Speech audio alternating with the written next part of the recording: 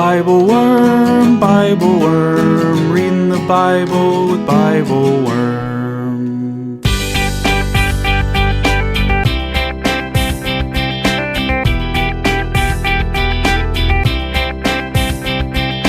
Welcome to Bible Worm, getting to the core of the biblical text. I'm Dr. Amy Robertson, Director of Lifelong Learning and Music at Congregation Or Hadash in Sandy Springs, Georgia. And I'm Dr. Robert Williamson, Professor of Religious Studies at Hendrix College and Theologian in Residence of Canvas Community in Little Rock, Arkansas. We're here every week to discuss the biblical text, both as biblical scholars and as people of faith, one Jewish and one Christian. This week we read 2 Samuel chapter 7, verses 1 through 17. King David's got an idea, y'all. Having just built himself a house, a palace that is, he wants to build God a house, a temple. Is he motivated by a love for the Lord or by political savvy? Or is it a little of both? And why does God say no, but then offer David yet another kind of house, a dynasty? With all this house language flying around, we've got to ask, where does God dwell among us anyway? Thanks for being with us.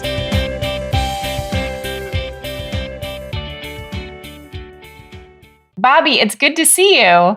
It's good to see you too. I just saw you like in person not too long ago. I know. I feel like I'm in a little bit of withdrawal from from being in person with you. Yeah. We got to do a little retreat last week for a few days with some wonderful folks out in Parkville, Missouri. That's so much more specific. I was just gonna say Kansas City. That was really beautiful. Yeah. Yeah. It's like when you always say you're in Sandy Springs, Georgia, and I'm like, she's in Atlanta. But it's really not. Like, it's a different thing. Yeah. It is. Well, yes. Mm-hmm. We were close to both of those places. Yeah. We had a great time. We had some really serious and also some really fun moments. Yeah. Here's my question for you, Bobby. Okay. What was the most interesting question that either someone asked you or that you sort of left the weekend with? Well, here's what I'll say is that we had a really beautiful discussion of the 1 Samuel text, the Hannah story, which was on our special episode that just came out last week. Yeah. And then you gave a really beautiful reflection on the Hannah story. And then I preached this past Sunday, and one of the texts that was an option for me to preach was the Hannah story. Oh. And what I took away from the retreat is I am utterly unequipped to preach the Hannah story. Like, there is so much in that story that I do not understand because of who I am. And so I preached the other text. But it was really lovely. Like, you all opened me up to a whole world of like what is going on for people when they hear this text. And I was profoundly affected by it in ways that I think I am still processing. That's really pretty incredible to come away from like studying a text for several days and then saying, what I have learned is that I'm not ready to teach about this text from the pulpit. Yeah. That's a really beautiful learning. And I think it's maybe a little bigger than that too, even for me. Like, I'm prepared to talk about it as a Bible scholar. You know what I mean? Yeah. But as a pastor, it's really a different thing to talk to people and you know what's going on in their lives and their stories that they've been through and like what's happening with different folks. And we have the luxury in some ways I have it as a Bible scholar who isn't engaged in that pastoral way. You are in your place. A little bit. Mm-hmm. There is a luxury of being a biblical scholar who is somewhat detached, luxury may not be exactly right, but you read it differently when it is a text than you do when it is a text that you're reading with your people. Yeah. And so I think I know that, but I think I'm newly aware of that. Yeah. Yeah. Wow. What about you, Amy? What are you taking away? What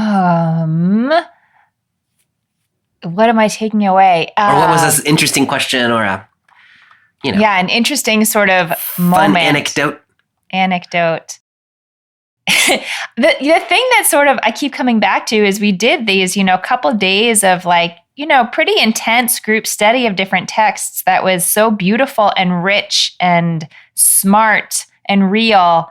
And then at the end, we had these breakout sessions that, people could choose what different groups they wanted to go to. And I was with a Bible study group, and we started out talking about the text in particular, but it very quickly moved on to the broader question, are these stories true? Or in what way do you think about the truth of these stories? Oh my goodness, what do we mean by telling these stories? And I was like, okay. Now we're in it. And I think I was just I was so focused on the narrow that to have to open up and be like, no, we have to talk about that broader question first. And we'll all, live with that question slightly differently, but we can think about it together. Yeah. Yeah, it was super fun. I love it when we get to do that. I hope we'll get to do it again. Yeah, me too. Soon. Yeah. I hadn't seen you in person in a number of years. I can't remember exactly how long, until last year sometime. I saw you in Charleston, and then I saw you again in Nebraska, and then now I'm seeing you again. We'll be in Durham, North Carolina together in March. Yeah. So suddenly there's this wealth of Amy-ness, which is beautiful. That's funny. Yeah. No, we love when we get to work in person. And we love when we get to work in person with y'all too. So yeah. Today, Bobby, we are back in the narrow text. We're not going to consider the question of whether the text writ large is true or what we mean by truth in that context. Our text for today is from the book of 2 Samuel, chapter 7, verses 1 through 17. As you mentioned, last time we were together, we were talking about a text from the beginning of 1 Samuel, which might not seem like it's so far away, but some things have happened. There's a whole Samuel in between there. There's a whole Samuel. Yeah. There's a whole Samuel, yeah. So what do we need to know in order to be able to pick up in this chapter? Well, as you were talking about last time, the people of Israel have been in this transition out of the period of the judges and then into the period of the kings. And that text we read last time with Hannah giving birth to Samuel. Samuel is the prophet who anoints the first king of Israel, whose name is Saul. So that text marked the transition from being ruled by judges who were called up for a time to being ruled by a king. Of course, the first king, Saul, does not fare great in the biblical text. Yeah. He's anointed by Samuel, chosen by God, anointed by Samuel, and then almost immediately loses favor with God and is rejected. And so while Saul is yet still the king, God sends Samuel to anoint another king. And so Saul goes to the house of Jesse, who has 7 sons as far as that he presents to Samuel, and he goes through each one of them, and Samuel says, "Is this the one, God?" And God says, "Not that one." They go through all 7, and then Jesse says, "Is there anybody else around here?" And it sounds like Cinderella when you tell it that. Cinderella. And then Jesse says, "Well, there's David out in the field tending the sheep." And so Samuel says, "Well, bring him in." And so soon as David shows up, Samuel says, "This is the one." And so Samuel anoints David as the king. And David, of course, the transition for David is in this text we're going to read today, but David becomes the fundamental foundational figure of the kingship in Israel. There's a period of time in which Saul and David are kings at the same time, and David spends... Very awkward. It's very awkward, super awkward. Yeah. And David is actually living in Saul's house there for a little while. It's a complicated situation. The way the text tells it is David mostly tries to stay out of the way, and Saul does his thing. And then eventually Saul is killed in battle, and David takes the kingship, unites the tribes under his rule, and moves his capital to Jerusalem.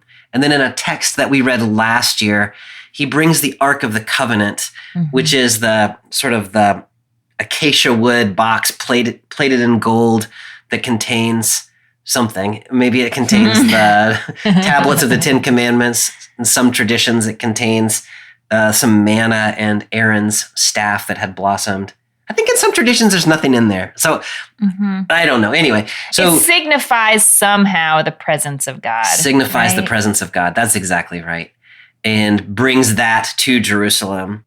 So all the way up until now, through the wilderness, through the period of the Judges, up until now, the people of Israel have been worshiping God in the tabernacle, this sort of tent that is movable. And so they set it up in the wilderness and then take it down, and then they move it and they set it up somewhere else. And so this has been the way that Israel has worshiped God. The Ark of the Covenant goes along with them. They set it in the tabernacle. And so David now has in Jerusalem, I assume, the tabernacle set up there with the Ark of the Covenant in it. That is what I'm thinking about this text. It's a little bit of a blur, but are there things that I missed or things you want to make sure we emphasize? No, I think that's good. Other than, you mentioned that he had established a capital city in Jerusalem and a palace for himself there as the king. I did not say the palace part, but the palace part is pretty important. Well, for this particular chapter, yes. It is, yeah. Important. No, I think we should jump in. I think that's good. Let's I think go for we're it. ready. I'm ready. Well, then I'm going to pick up at the beginning, 2 Samuel chapter 7, and I'm reading from the NJPS. When the king was settled in his palace and the Lord had granted him safety from all the enemies around him, the king said to the prophet Nathan, "Here I am dwelling in a house of cedar, while the ark of the Lord abides in a tent." Nathan said to the king, "Go and do whatever you have in mind, for the Lord is with you." But that same night, the word of the Lord came to Nathan, "Go and say to my servant David, 'Thus said the Lord, are you the one to build a house for me to dwell in?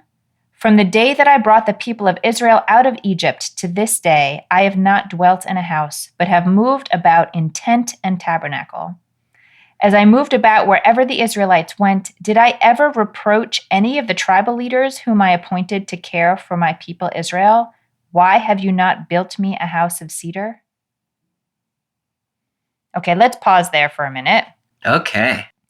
I love at the beginning of this story. Okay, the beginning of this story when David's sitting in his lovely house and is like, Yes. wait a minute, what about God? Yeah. It reminds me of I remember when one of my sisters, my family lives in New York, and so it's cold in the wintertime. And one of my sisters had a baby who was still in a baby seat in the car. And I don't know much about winter coats living in Atlanta, but she said, you're not supposed to have the winter coat on the baby in the car because then the straps can't hold them properly. Yeah. So when she put the baby in the car, she took off his jacket and then she took off her own jacket so that she could feel how cold the baby would be in the car and that's adjust so sweet. the temperature appropriately. What a lovely sister you have. No, I mean, and it made perfect sense. And I don't know that it ever would have occurred to me. She's a better mother than I am. But that idea of being aware of what you have that someone else doesn't have. Yes. And how to even those things out a little bit came to my mind reading this. But it's do you see this as sort of an empathy, care, love thing that God is feeling, that David is feeling for God, or an honor, fear, and awe thing? That's a really lovely question, Amy. That opened this text for me. I will tell you as we start that I'm a little cynical about this text. That probably will not surprise you because I'm always a little cynical about kingly things. Yeah. But I love that way of thinking about it as an act of empathy on David's part. Not just to say, "Whoa, I'm living in a palace and I forgot to build something for God," but an actual I like living in a palace. So maybe you would God like to also live in a palace. lives in a palace. And that comparison to a mother and her child, that's really lovely. I like that a lot. I don't know what motivates David. It's not entirely clear in the text. Mm-hmm. I'm living in a cedar palace, but God's chest is housed in a tent. And so, we could read him as afraid that he's become overly luxurious without giving the same attention to God. We could read him as compassionate or empathetic toward God, having to be out there in the tent while he's in his house.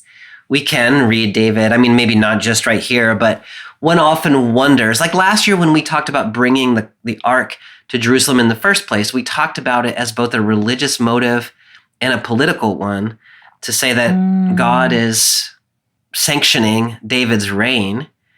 And you can read this text that way, that David's real motivation here is to build a temple that the king controls, which then suggests that the king is able to control access to God. Now, that's a very cynical reading of this text, and it's not here. That's really different. Yeah. Yeah, so I don't know what's going on in David's head right here. How do you read David? Do you read him as I'm really glad that you're pressing me a little bit to not just be all sort of starry-eyed and to think about the political popping realities all the and the sort of like political savviness that may go on in the background. I mean, I think of David as sort of both ways, as like he's got this like kind of fiery, emotional love of God that makes him do a lot of things that are a little bit questionable. Yeah. I'm just thinking of the story of him bringing the ark to Jerusalem, where he doesn't realize, he doesn't have as much of the fear-awe piece of it. He has a lot of the joy. Yes. He has a lot of the joy. And so I think we could read it that way, but you are absolutely right that he is also a really savvy leader. He is. And surely knows that even if we want to try to talk about it, not in terms of his own power, but in terms of the unification of the people to their own benefit. Let's imagine that we can say that. Yeah. If you can say, not only is my palace in Jerusalem, but also God's house is in Jerusalem, that really makes Jerusalem the center of it does. The universe. Absolutely, it does. Yeah. One of the things that I think is important about that is, we're talking about how hard it is to identify what David's motives are here. Yeah. And it is also, I think, likely that David isn't sure what his motives are here. Like, nothing we've said is like mutually exclusive, right? You can do something out of love and also out of fear and also out of, what you take to be the good of the people or your own security. Like, those things are often kind of mixed up for us. And so I don't think David is unique this way, or we need to say like, oh, this is the reason. Yeah. When we look at David, and also when we look at ourselves and what our motivations are in the ways that we treat God. Yeah, that's a really good point. And it does seem a little bit like David and Nathan are just kind of spitballing here. Can you introduce Nathan? I don't think we've met him yet. Yeah, so Nathan is introduced here. This is the first time we meet him in the biblical text. He's introduced as the prophet Nathan. Have we talked about prophets? Have we talked about prophets? I can't remember if we've talked about prophets. I don't know why we would have talked about prophets. Yeah, not much, not this year. Yeah. So there is a line of prophets, and we'll be talking about them more as we get into the text in the next few weeks. Yes. But there is a tradition of prophecy in ancient Israel. Samuel is a prophet, and so we have not really talked about Samuel too much, but we talked about the birth of Samuel. Miriam is described as a prophetess, but the role of the prophet really comes into focus when we get kings. And oftentimes the role of the prophet is to be the advisor to the king who has a special connection to God. And so the king will sort of think about doing something, and the prophet will say God approves or disapproves. And we see that relationship all the way through the kingship, starting really with Samuel all the way through until the end of the monarchy.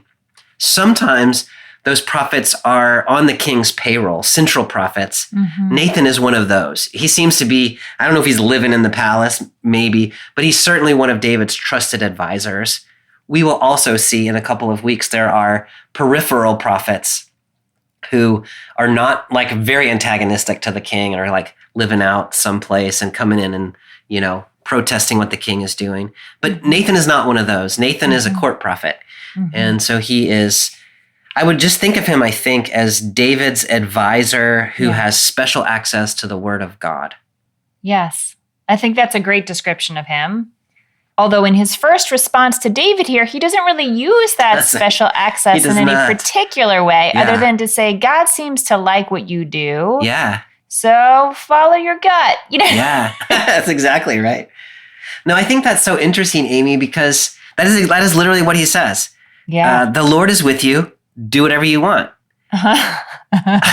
So he's not being very good at his job just right there. Yeah. But it's true that God seems to have been specially with David since he was a little boy out in the field shepherding the sheep. Yeah. And so I can see how you would come to this conclusion that like you are God's guy. And so like you can do no wrong. Mm-hmm. And I think Nathan has gotten a little sort of, I don't know, caught up in that, or maybe a little lazy. Mm-hmm. And instead of actually consulting God, he just says, yeah, like it seems like whatever you do is good. And so I just think that's interesting that can happen to a prophet. That can happen to you and me, that we think we know what God is up to without actually doing the work, Right. Without saying, let me check. So God gets in touch. Bobby, this is maybe a strange question, but in your translation, do verses like 4 and 5 have anything unusual going on in the formatting? Well, now that you say that, I don't quite know what we're after, but here's how it is. That very night, the Lord's word came to Nathan, : go to my servant David and tell him, : this is what the Lord says, : you are not the one to build the temple for me to live in. That's just a lot of colons in one sentence. Like, it's like a direct quote embedded in a direct quote embedded in another direct quote. But that's what I see that's unusual. Are there other things? Well, no, not in my translation, but in the Hebrew text, there is sort of several times within this line, there's the letter samech, like a little marker that means in the Torah scroll, it leaves some space in the middle of the line. Oh, yeah. So it says, go and say, so first it says, but that same night, and then there's a space in the Hebrew. The word of the Lord came to Nathan, go and say to my servant David, and then there's a space in the Hebrew. Like I don't know. I just feel like this verse there's like an emphaticness about this, or like a pacing of it that maybe it's because we're just meeting Nathan, maybe because, Nathan really shouldn't have said go ahead without consulting. So it's sort of making you pause as a reader. Yeah. That's really interesting. It slows me down. You're sort of interpreting that as like the momentousness of this moment or something like that. I guess so. I mean, in some ways, I don't know exactly what interpretation to put on it. It's just, it like literally slows me down and puts emphasis on it because it looks strange in the Hebrew. I've never paid attention to that detail, Amy. I really am intrigued by that. Where my little interpretive brain wants to go is we're putting some brakes on this whole thing, right? Like Nathan's just David. I mean, you described it as like freewheeling or something. Like David's like, I think I'll build a temple, and Nathan's like, yeah, sounds good. And then we get this verse. It's like, but that night, the Lord said, right? It kind of slows the action down a little bit and says, wait a second, we got to talk this thing through. Yeah. I have no idea if that's what the Hebrew is trying to do or not, but I kind of. But that's what it. But that But I think we can just recognize as people looking at a page that would do it. Yeah. I mean, God could have just said, "Don't do that." Yes. But that's not what happened. No. I guess I want to say, like, what is the issue as you understand it? Like, what is God saying? Amy, there's a couple of things there. One is the CEB that I'm reading has the end of verse 5 as a statement. You are not the one to build the temple for me to live in. Mm-hmm. You read it as a question. Are you the one to build me the temple? Mm-hmm. Looking at the Hebrew, so ha'ata looks like question, yeah? Interrogative, hey? Yeah, that's what I would say. So one could read it as, are you the one to build me a temple? Or you could read it as, are you yourself going to build me a temple? Mm. Like, are you going to do that for me? Or you could read it as like, somebody's going to do it, but are you the one? Do you know what I mean?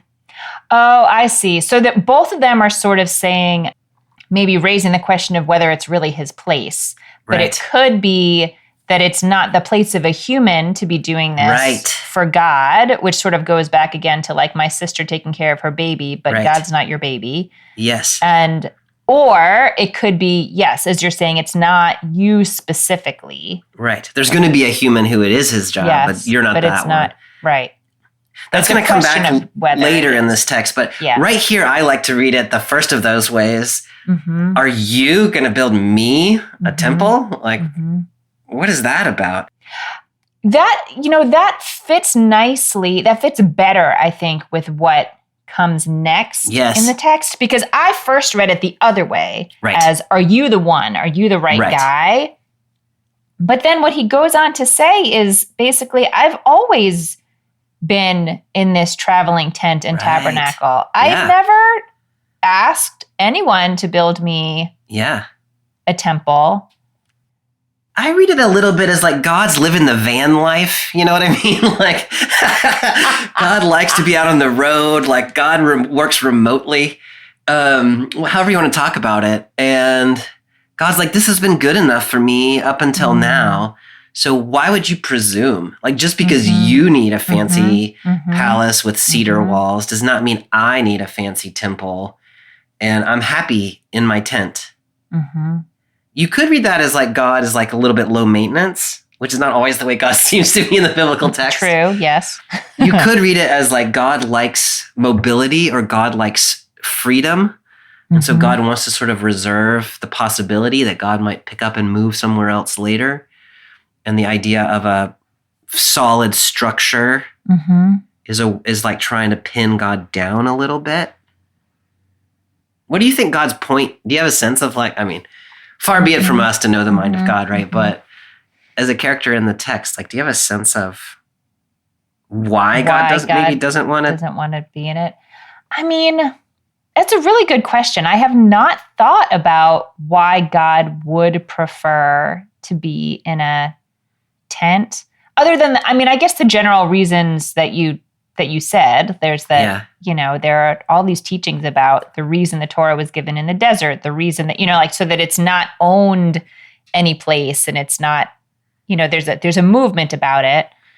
I think the way that I was reading this story was almost a little bit more like Nadav and Abihu, those sons of Aaron who made an offering that God hadn't asked for. Mm.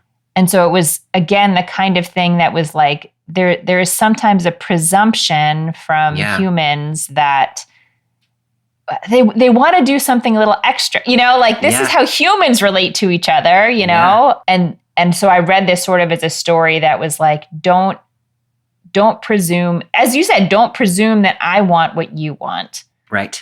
And just do what I tell you. Like you do, do the things I tell you to do, which is a little hard as a human to say, like, you can't give a gift of a temple. That's a pretty big gift, but It's a gift. Yeah. It's a big No, gift. I love that way of reading it. Just do what you're asked. Stop trying to be beyond. Yeah. Yeah. Bobby, I feel like I would be remiss if I didn't mention that there's a whole other tradition that grows out of this that comes up in 1 Chronicles chapter 22 that gives a specific reason why it shouldn't be David to do this. And it says that it's because he was a man of war. Yeah. And like because he had led the people through all of these violent battles, even though they were battles that were sanctioned by God, still there are always innocent casualties in war, and the responsibility for that is seen to be on the hand of the leader, the human leader. And so you can't also then build a temple with those hands. Yeah. I don't see any of that in here. I don't either. And it led me to the question of with Kings and Chronicles, they're telling the same story by and large, but they tell it somewhat differently. And sometimes they're telling it word for word, and then there will be variations. And so, I run into this with my students sometimes when I'll say, what is God doing here in Kings? And they'll answer me from Chronicles. Yes. And I never know how to deal with that, because I want to say but we're in Kings right now. And they'll say, yeah, but the Chronicles is also in the Bible. Do you have a thought about referring over to Chronicles as you did it as a point of interest? As a point of interest, and yes. I think that's interesting. And then I'm like, okay, now back to Kings. Yes. No, my response is don't do that. Yeah. I don't know if this is a good parallel, but it reminds me a little bit of, when we were studying at that retreat this past week, you were encouraging people who were there to stay within the gospel that you're in. Yes. Don't import the version of events from another gospel. You will get to that gospel later, but let it stand as its own account of things. Yeah. I don't know that this is really a fair, Chronicles has a different relationship to Kings than, it's different in a way, but you can see the parallel for sure. But you can see the parallel. Let Kings let Samuel or Kings tell the story that it knows. Yeah. And then, the Bible is a multivocal text. It is true. Yeah. We're going to get another version of it, but you can't just import details. That's the way I read it. That's the way I operate too. I do kind of like that interpretation from Chronicles, that something about the blood that's on David's hands means there's limitations to the ways in which he can interact with or claim God. Yeah. Solomon is also got his issues. Indeed. Yes. Yeah. For so sure. I don't know how far you want to press that one really, but yeah. He's no angel. Okay. Anything else you would like to raise up here? The only other thing, just because it's about to come up, is we've been talking about building God a temple, but David's word that he uses there is actually, I'm going to build him a house. Yes. And so, so the house of the Lord being the temple, but the word house there. Thank you for that. Is going to come back to us. Yes. The word house is in this Bait is in this chapter 15 times, and it means a lot of things. Yeah. So now we've had two of the things. We've had it mean a palace, and we've had it mean a temple. Yes. Hi, I'm Julie Holm. I'm the pastor of a small rural community in the UCC and the ELCA, the Brush Valley Fusion of Faith. I was an early Patreon supporter because I loved the podcasts on the Narrative Lectionary, but this year I became a Bible study and liturgy supporter. I'm part-time, and I love that I don't have to spend hours preparing for our Bible study every week. Plus, my group just loves Bobby's Bible studies. The liturgy also gives me a real heads up on putting a worship service together, which I appreciate as a part-time pastor. Amy's responses, both as a deep Bible scholar of her scriptures and as a novice to the Christian scriptures, deeply inform new ways of looking at scripture, and I really appreciate that. I love Bible Worm, and I'm so glad to support it. Okay, I'm going to pick up in verse 8.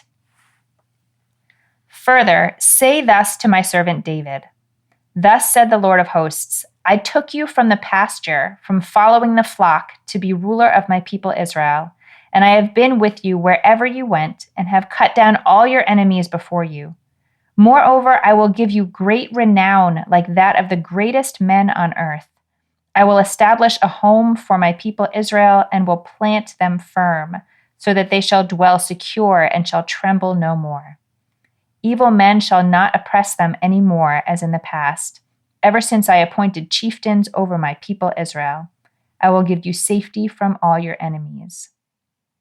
The Lord declares to you that he, the Lord, will establish a house for you. Okay. So this section ends again with the mention of the house. Yes. But first, let's talk about other things. Okay. Because I wonder if maybe the other things that God talks about can help us to understand what the significance of the house is, or what the house language is sort of getting at. Yeah. So this is a very broad question, but what would you say is sort of at the heart of this passage? Like, what is the, if you had to, I met the other day with a rabbi I'm collaborating with just for High Holidays, and we don't know each other very well. So we're trying to work together quickly. And often when I seem hesitant, her first question is like, what's making you anxious? Or like, what are you, that's like gets right to the heart of the thing. Yeah, like I want to talk that. around it in circles and like try to be all professional. And she's like, what is the thing that's making you anxious? Yeah. And I feel like here there's, I don't know, that question is on my mind. So what's making God anxious here? You don't have to necessarily think about it in terms of anxiety. I might, but. Yeah. That reminds me of that, that saying that when you read Talmud, what's troubling Rashi? Yeah. What's troubling Amy? Like that. What's troubling God or troubling the author of Samuel? Yeah. What's the underlying issue that seems to be alive in this little... I mean, the way that I read it is that David just said, I'm going to do this thing for you, God. Mm-hmm. And God said, you're going to do that for me? Like, you think you can do that for me? And then this bit is like, let me tell you what I've done for you, right? Mm-hmm. And so that the very beginning there, I took you from the pasture. Like, to me, that is like, you were just a shepherd boy. Mm-hmm. And I came and chose you out of all the people. And I lifted you up and I made you great. And I defeated your enemies. And I. And so there's a sense in which I think what God is doing here is saying, I've been committed to you, David, since before you had any idea of what I was capable of. Mm. And so don't think that you have achieved all of this on your own, because I've been working with and through and behind and for on behalf of you this whole time. And so in one sense, it's a correction. Yeah. But on the other sense, it's this really lovely statement of God's commitment. I have been with you for so long by now that, that our relationship is years, decades old, and I've been with you this whole time. Yeah. So that's what I think is bugging God a little bit, is like this sense that David could now do something for God to repay all that God has done. And maybe a little bit that David doesn't realize all that God has done for him. Yeah. What do you think's going on there? Okay, so let me just make sure I understand part of what you're saying is that maybe part of the issue is, again, that sort of like power differential of like, it's not your place. Yeah. If God wants a temple, God can have a temple. Like you don't, right. Yeah. You don't get to do that. Yeah. Yeah. And then like take credit for it. Like partly in my, this is a little bit my cynical reading of David, is that what David really wants is to take credit for building God a temple. And God is saying, let's talk about credit. You can't actually take credit for anything you've done. That's true. That's right. That's right. How do you read that? What's bugging God right there? Okay. This is maybe like trying to flip around psychology too many times, but what I read as a primary theme in this little section is the need or want for security and God's promise, that the people will dwell and shall not be afraid. They will tremble no more. And the way that having a house, like a literal house and also a metaphorical house, provides you safety and security and protection from some elements. Yes. So I guess I almost wonder if, we'll get to the use of house in verse 11 in just a second, but I almost wonder if God is sort of flipping it back again and saying like, your desire to give me a house means you've got security on the mind. Like, you're thinking about stability and you're trying to offer it to me, but you can't, and I don't need you to do that. but maybe you need it. Yeah. Like the sort of way that I always want to buy my husband a new grill because I want a new grill. And so I want him to have a new grill. And, I convince myself that he must also want the grill, which he does not. That's funny. But I wonder if God learns or is thinking something different about David or the people based on the very fact that David wants to build that's really God interesting. A house. I really love that, Amy, because the way I hear what you're saying is like, I have a little bit dealt with like verse 9, like here's how we got to this point. And then you're sort of dealing with the future part, which is, so now here's what I'm going to do for you next. And I love that connection that you're making. It's all about security, a little bit for David, but a lot for the people. But a lot for the people. And I appreciate that. Y'all have been through some stuff, man. Right? Like, you came out of Egypt, you lived through all the stuff with the judges, and now I'm going to make you stable. I like that. I like that a lot. So then when we get to verse 11, the second part of verse 11, the Lord declares to you that he, the Lord, will establish a house for you. Yeah. First of all, I think it's kind of funny because at the beginning he seemed kind of annoyed by this. And now all of a sudden, like David's getting rewarded. Yeah. Rewarded for it. Either rewarded for it or a sense that like, I see that you have some kind of essential need.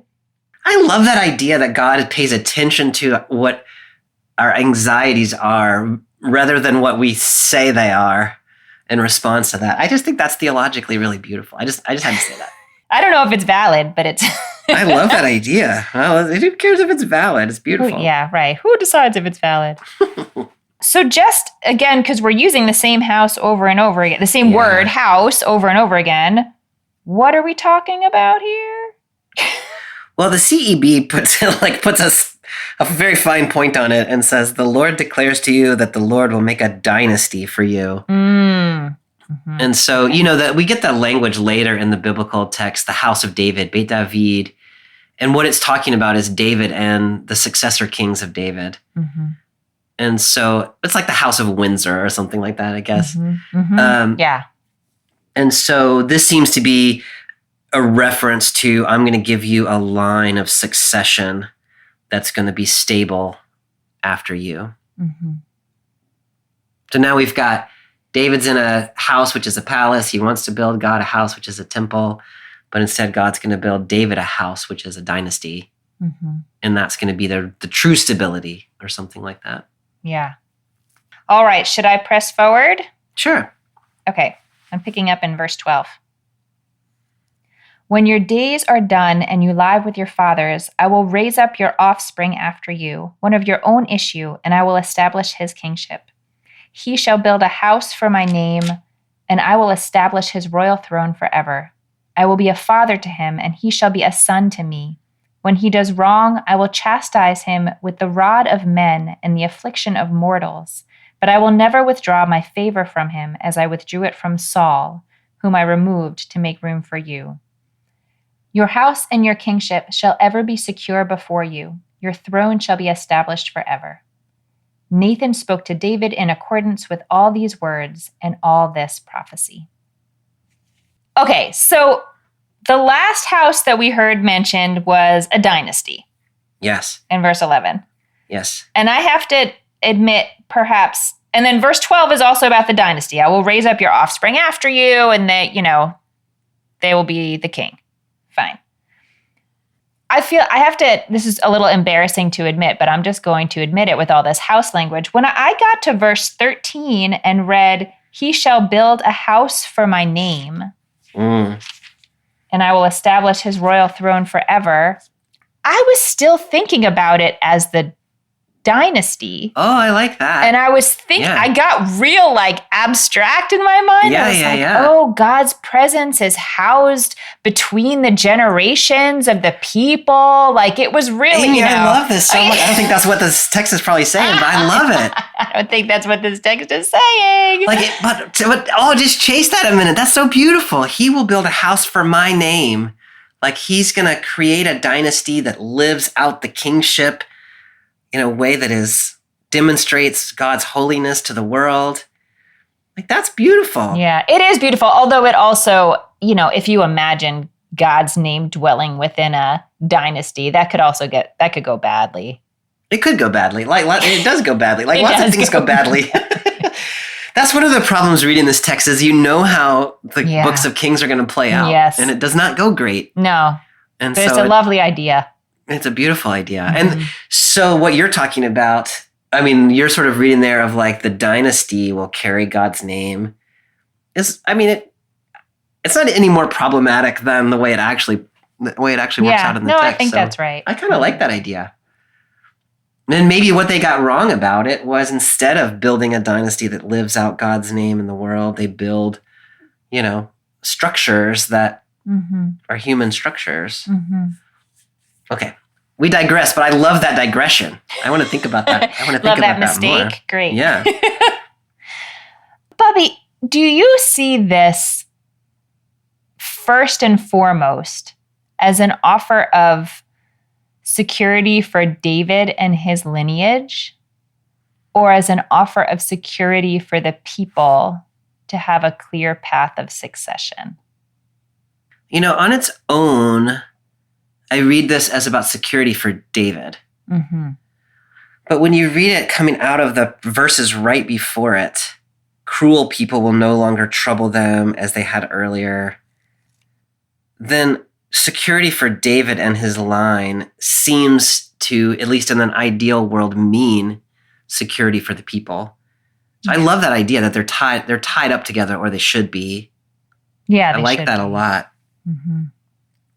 Israel, it's easy to get lost a little bit in the chronology here, but Israel has never had dynastic succession. No. They had the family of Abraham, then they had the judges who would just rise up and then they would die, and then somebody else. There was one attempt, was it Gideon's son Abimelech in the book of Judges, who tries to be king, and that does not go great. Mm-hmm. And so this idea of a dynasty, it seems so like, well, of course kings have dynastic succession. Like, there was no of course. Yeah. There was no of course at this moment. And so this is an innovation in that sense, at least in Israel. Yeah. And so here's what it takes to be stable is a line of leaders. Yeah. Who live out my name. If you like that piece that Deuteronomy, of course, had anticipated the possibility of kings in Deuteronomy 17. And the whole idea was that kings are going to be people who like sit with the book of Deuteronomy on their lap and make their decisions based on the Torah, yeah. Uh-huh. And so they really do. They carry the name forward in that sense. That's right. That's right. That was how it was imagined that this system would work. Yeah. So it's not just a king is going to make you safe, but a king who lives out the Torah. Yes. That's the idea. Yes. If you could actually have a king or a lineage of kings that is the house for the name of God. Yes. Wouldn't that be awesome? That would be amazing. That would be awesome. Yeah. Mm-hmm. Now, if you just have kings who are claiming that authority and then doing all manner of things. Right. Less awesome. Right. I don't know if this is an impossible question based on the text that we have read together here, but my first reading of this, maybe as a parent, like, I don't know if you've ever heard the piece of wisdom that a parent is only ever as happy as their unhappiest child. Which I have found to be true. I have found to be true. Yeah. Mm-hmm. A promise for my child is better for me than a promise for me. Oh, I love that. But that's not always how this is seen. Like, it is sort of seen as David is heartbroken in the way that Moses is heartbroken not to go into the land of Israel. Like, David doesn't get to do this thing. Do you have a sense of, like, I don't know, how do you think about that? Or do you think this text just doesn't give us enough juice for that conversation? Well, I will tell you first that I misheard what you were saying in a way that I think is really lovely. Good. Which is, you were talking about a promise for Solomon, David's son, is better than a promise for David. Yeah. What I heard was verse 14, God says, I will be a father to him and he will be a son to me. And so I heard you saying God thinks the promise to the Davidic line is better than a promise to God, which is what David had offered him at the beginning of this text. So then you would have God saying, I would rather the people be secure than me be secure. I like that too. Which is really lovely. It is really lovely. Our misreadings are giving a lot of juice really today. Beautiful today. Yeah. Yeah. I don't know if that's a misreading. It's just, that's not what you were asking me. Yeah. No, I read this. I have never read David as being sad here. Like maybe his ego takes a little bit of a blow. I don't know. Like he wanted to do this thing he doesn't get to. But the whole idea of like your kingship is not a one-off, when you die, like who knows what happens next, but like your generations. And you and I talk often, and we have this season too, about the importance of, offspring, legacy, future generations. And so here it is, like your offspring are going to continue to sit on the throne. That's to me, that's a really lovely promise to David. And I don't think he would be sad about that. Yeah. There are traditions where David is sad about it? Yeah, that David wanted to be the one. Yeah. David wanted to do this. I can see that. Mm-hmm. Yeah. And he doesn't get to. Yeah. The mention of Saul at the end of this paragraph, as you mentioned in that introduction to this text, it is ugly. Yeah. When Saul is like still officially king, as the people see him as king, but God has withdrawn God's favor, and like it's really bad. Yes. And this sort of, like if your son messes up, it's not that he is beyond punishment. He'll be punished, but in the realm of how kings are normally punished, by mortal means or whatever. Mortal meaning humans, not mortal meaning I'll kill him. Right. Yeah. But I won't withdraw my commitment to him. Yeah. And that reminded me a little bit of the end of the flood story when God promises okay, that was not good. Yeah. I'm not going to do that again. We're going to have to do this a different way. So I guess I'm still thinking about like the security, the people's sense of security and stability, and how that really got thrown up in the air at the end of Saul's leadership. Yeah. And like trying to devise a system where no matter how flawed the leader is, and God does not assume that the leader is going to be perfect, but this idea that it's better not to keep changing paths. Like that it will be better for the people. Yeah. I love the way that you're reading this as like what is best for the people. That's new to me. I hadn't really been thinking about it that way. And I really like that a lot. I've always just read this as like a promise to David, which it is. But it's a promise to David on behalf of the people, which maybe is what God ultimately cares about. I really, really love that reading of it. That God is threading a very delicate needle right here, which is, I will establish his throne in perpetuity, forever. And so, we started this text with like Nathan saying like, well, God seems to be on your side, so do whatever you want. And so like, once you say, I'm on your side forever, now the tendency is going to be to say, great, now I can do whatever I want. So then God has to say, look, you can still be punished, right? Like when you do things wrong, I'm going to have to correct you, but I'm not going to reject you forever. So the underlying commitment is perpetual, but it might not always feel that way to you, which is kind of an interesting way to frame it. But I think it's important to say, just because God is on Team David does not mean anything Team David does, God approves. Yeah. God, when you read on, like God disapproves quite a lot. Yeah. And yet still God's promises in perpetuity. Yeah. I think that's really important to pull out.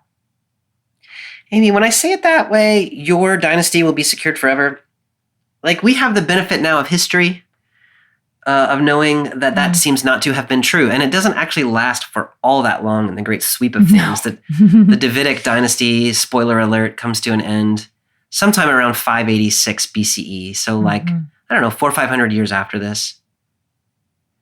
Are there ways of understanding, like, did that promise fail? Did that promise not yet come true? Like, are there ways in your tradition of like making sense of that eternal promise, which does not seem to actually carry through?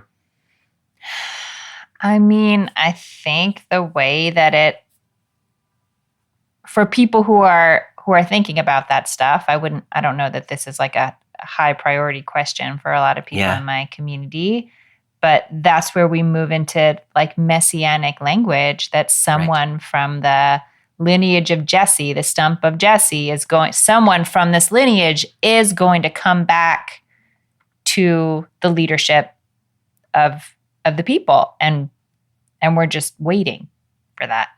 Yeah. And of course, that is also the, I think, line of thinking that leads to Christian thinking about Jesus being in that lineage and filling that role. Yeah, I mean, one of the reasons I asked that question is because my community does spend a lot of energy thinking about that, and has, forever.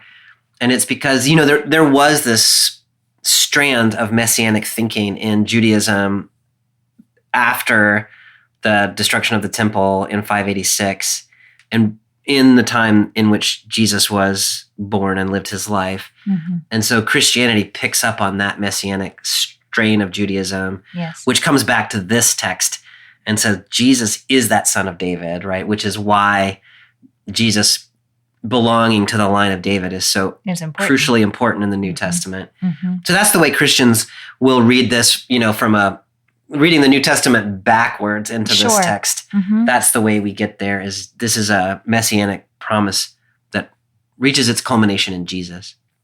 I think this is one of those examples of where, of course, for Jewish readers of the text, we don't have that particular turn that comes with the addition of the Christian New Testament. But for Christian readers, I think it really like deepens and enrichens. Is that the word? No, enriches. Yeah. It really deepens and enriches your story of Jesus. Yes. To see how it connects into this story of David. Like the story didn't pop out of nowhere. It just adds another layer. Mm-hmm. Bobby, before we start moving to closing comments, I just need to pull out one observation we made between our two translations that are different, that maybe readers heard when I was reading my translation. Yeah. In verse 16, my translation, the NJPS, has, "Your house and your kingship shall ever be secure before you." Mine is, "Your dynasty and your kingdom will be secured forever before me." Yeah, so that we can fudge some of the other words, but it seems like the you and the me, you, David, and me, God, it seems like that would be, I don't know, a potentially significant difference, or maybe not. The reason for the translational issue is that the underlying Hebrew text that we have uses "before you," and the underlying Greek text that we have, the Septuagint, uses "before me." Yeah. I don't know if it makes that much of a difference, honestly. It's really just saying like it will be secure, like the path before you is secure. Right. Or the path is secure in my presence. Yeah. It seems like it would make a huge difference, but I don't know if it actually does. I mean, to me, the translation "before me" is being God is theologically richer. Mm-hmm. It suggests that God is sort of always present to the dynasty and is ensuring that future.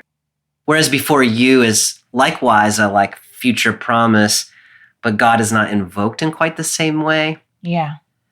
The textual tradition of Samuel is enormously complex, and it's not always clear whether the Hebrew Masoretic text or whether the Greek Septuagint is preserving the older text. And I haven't done the work on this word, to be honest with you. But anyway, so I think my take on it would be interpret how seems best to you. No, I think that's right. Situation. We just wanted to name it because it's a, Yeah. It is a notable difference. It is a notable No, when you read yours, I was like, "Mrr?"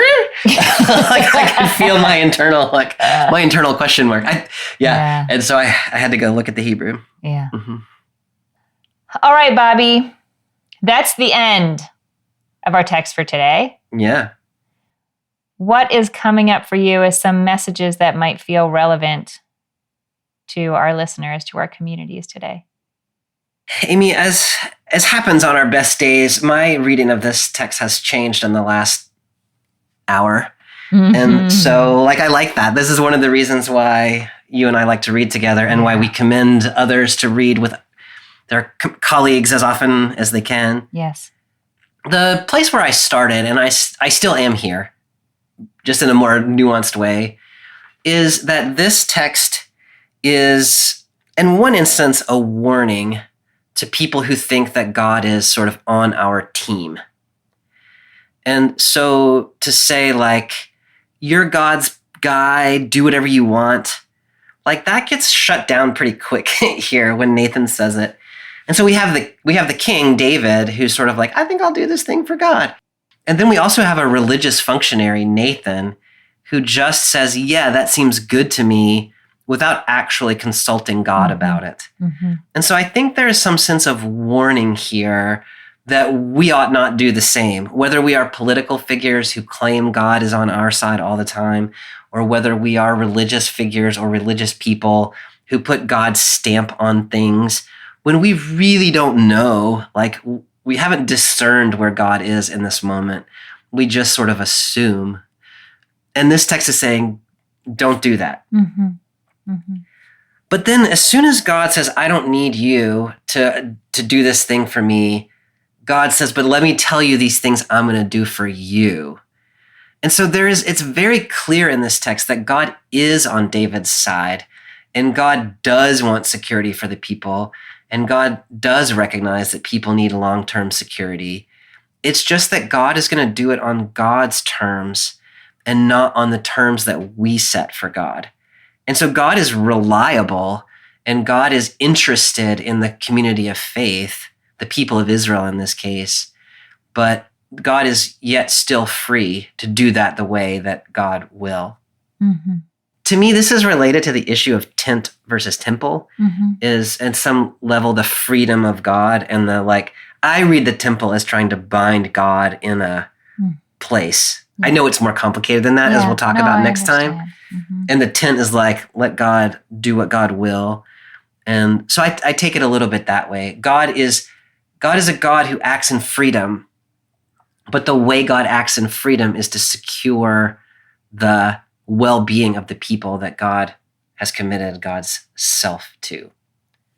So I think that's where I think trust in God to take care of the community. Yeah. But don't think you know exactly what God is up to. Mm-hmm. I think that's where it comes out for me. Mm-hmm. I love that, Bobby.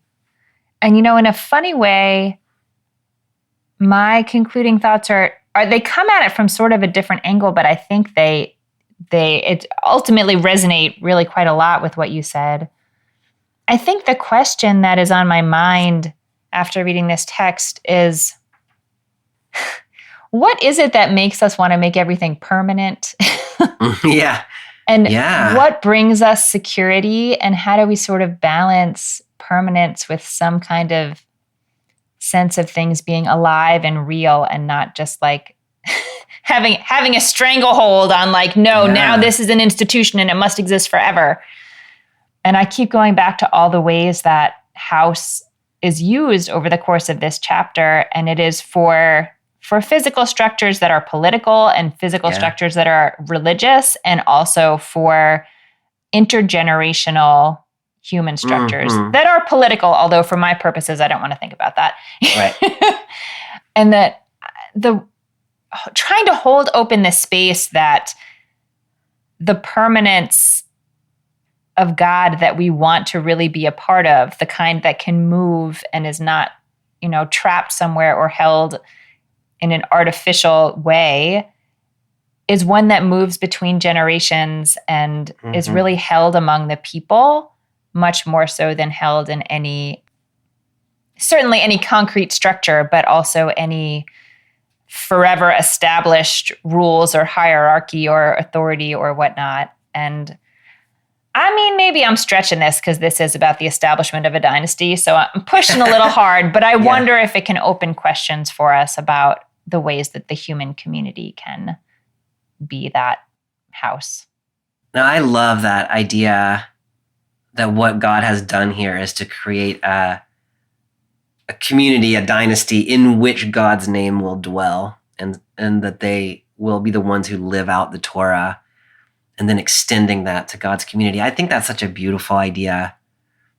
I mean, in both, in the long course of history, both your community and my community have moved away from the idea of a temple into this idea that you're talking about, where the people are the place where God dwells. I really love that. Yeah.